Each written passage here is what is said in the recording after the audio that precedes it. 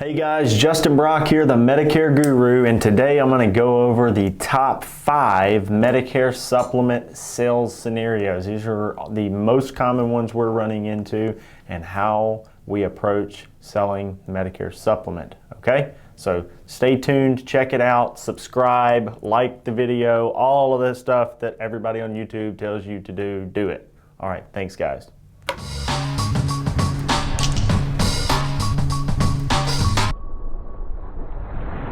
Okay guys, thanks for tuning in. Top 5 Medicare supplement sales scenarios. We're going to go over them, okay? So there's 4 that kind of stand out, and the 5th one is a little different. So I'm going to go over the 5th one first. So I should have said the first one, right? Anyway, so the first one is an educational Medicare pitch that results in a Medicare supplement sale.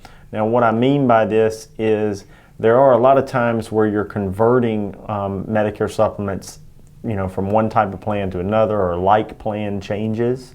But what we're looking at is the turning 65 Medicare supplement plan, or the person who's new to Medicare, retiring, all of that jazz. A lot of times these people are comparing Medicare Advantage to Medicare supplement, and you have to educate them on the ins and outs of these. A lot of people struggle with this that have learned how to sell Medicare Advantage first because their educational pitch has a little bit of a skew towards the Medicare Advantage. What we try to do our best, is to not have any kind of skew towards one side or the other. We don't want to lean, or we don't want to press anyone to anything. We want to give them educational information first, see which way they're leaning. And what you find a lot of times if you present the facts is a lot of people want the Medicare supplement. Okay, to give you an example of some of these facts, okay, we're looking up their doctors and their hospitals and tell them that the Medicare Advantage side has a network. That network can change, and so you can have to change your doctor, your hospital, things like that, right? And then on the Medicare supplement side, we're saying, these are going right along with your Medicare, and you can use any doctor that accepts original Medicare. That's very rarely, if ever, changing, and you're pretty much set in stone, where you can and can't go. Now on the con side of a Medicare supplement, it comes with a premium that's typically much higher than a Medicare Advantage plan, but the Medicare supplement plan will also, and it can increase over time too, the price. Okay, so the cons on the Medicare supplement is price. The pros are guaranteed out-of-pockets and flexibility of where you can go to the doctor, when you can go to the doctor, all of that kind of stuff, not having to have prior authorization.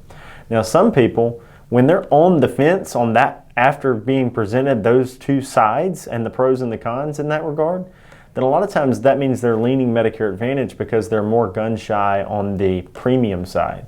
But what you end up seeing is a lot of them quickly get weeded over to the Medicare supplement side. They want the quote on it. Once they find out the price, if they're okay with it, it's really hard to present them Medicare Advantage without having to lean heavy into it. So that's one of the Medicare supplement sales approaches or scenarios I wanted to talk about, is someone new to Medicare who feels like, hey man, I'd rather pay the money and not have to worry about all that other stuff later on. Whereas there are other people that are worried about being able to afford that, that premium as it goes up over the years. So that's where you find your sales scenario 1, is the educational pitch of the person who's new to Medicare who just prefers to pay a little bit to play a little bit. Okay, sales scenario 1, pay to play educational pitch, right? Number 2. We have number 2 in commonality, or it's very, very much a tie really between 2 and 3 probably. But what we're seeing a lot of is F to F swaps. These are people that had Plan F before and they want to keep a Plan F, but they want a better rate. They're tired of it going up. It's too expensive. So we're changing to another company to lower their rate to keep their Plan F. A lot of misdirection, smoke and mirrors out there saying that Plan F went away. We know that it has not gone away, that if you had Medicare Part A before January 1st of 2020, you can keep your Plan F, you can change to a Plan F. Even if you didn't have a Plan F before, you can buy a Plan F. So, like always, we can shop Plan F. Now, this isn't an ethical conversation. The Plan G may be a better value for someone, but some people just want a Plan F and don't even want to talk to you about a Plan G. Well, if you can get them a better price on Plan F, you're still performing a service for them. I'm going to dive right into number 3, because number 3 here is F to G. You're going from 100% Plan F coverage to almost 100% Plan G coverage. Now you have that $198 deductible, but you can typically save them more in premium than it's costing in deductible. This is a big sell scenario when someone's really trying to save money as much as possible. We want to make this comparison. These are, this is the only difference. It's absolutely 100% the same in every other way. You pay this $198 deductible, and then, everything is paid after that. And then, guess what? I'm probably saving an additional $250 a year on top of what I would have already been saving just switching to a fresh Plan F company. Okay, so that's been pretty common for a while now. One that we're seeing a lot of, which we think is interesting, is when someone has a Plan G or a Plan N and they're wanting to go back to an F. Someone wrote them the Plan G or the Plan N to save them a little money, and they like the savings, but they don't like paying the out-of-pocket. They were used to a Plan F and they don't want it. And they'll come in and they'll talk to us about it, and even if we try to tell them, well, you're saving more, some of them don't care. I had a guy in here the other day who had a PhD in education, was a smart guy, but he's 81 years old. His wife's 81. He does not want to deal with it anymore. He'd rather pay the difference and not have to do anything like that. So we changed him back to a Plan F, him and his wife both. He can go into any doctor or hospital that takes Medicare. Everything's paid for. He walks out like he's got the Willy Wonka chocolate factory golden ticket. And, he calls it a day, right? That's what he wants. He'd rather pay the extra money and just not have to worry about it. And at the end of the day, even though a lot of people say they wouldn't, some of you would, some of you would rather pay an extra $200, $300 a year on top of what that deductible savings is, just to be able to walk in and out for convenience. You also have to think about it from their shoes. Sometimes they're, like him and his wife are 81, maybe their cognitive abilities are not what they used to be, and they don't want to have to keep up with those deductibles anymore. It's different than a 30 or 40 or a 50-year-old when you're talking about an 80-year-old, 85-year-old, and 90-year-old having to deal with that. They don't know. So the fifth sell scenario is a G or an F to a Plan N.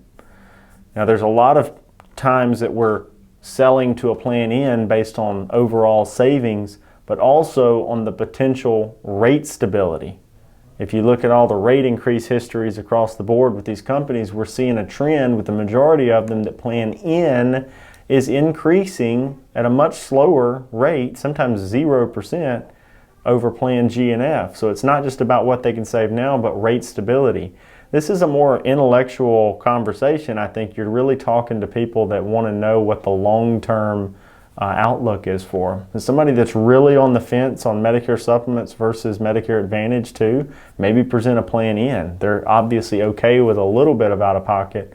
Maybe you can give them the best of both worlds at a price they can afford. So that is another potential sales scenario.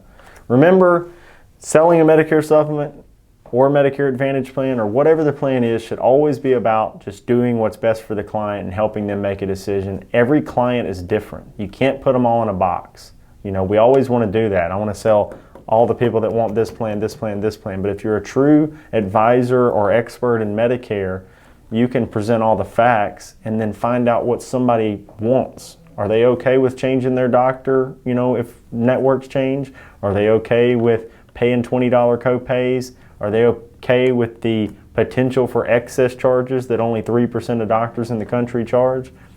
There are a lot of facts you can put out there and let them decide what's best for them at that time.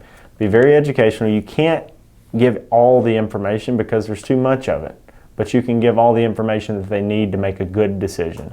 And that is the top 5 Medicare supplement sales scenarios. I hope you enjoyed this. Please, please, please subscribe and leave a comment below of anything that I've forgotten, anything you disagree with, anything you agree with. Really want to see those comments, drive some good conversation about this, because believe it or not, people read those comments and it helps them make good decisions as well. So you may be helping somebody that's turning 65 in Idaho that you don't even know right now, but we all want to use that information for good. So any information you have about it, please put it in the comments below the video. Thanks for watching, guys. I'll see you next time.